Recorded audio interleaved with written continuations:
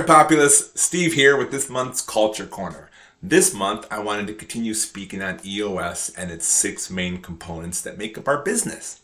I've already touched on the vision component and the people component, and would like to speak a little bit on the data component. See, here's the thing at Populist. We all have strong ownership personalities that we live out through our core values each and every day. But with such strong attributes, it can be challenging for everyone to have a feeling like they have a seat at the table, right?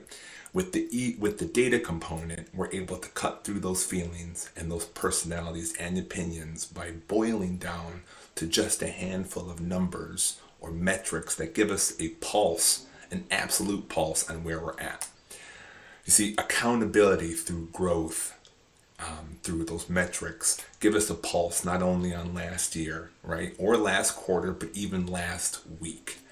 So with a strong people, with a strong vision, and with a strong data component, everything starts becoming more visible, and we're able to smoke out the issues, which will lead us to our next component, issues, on our next video.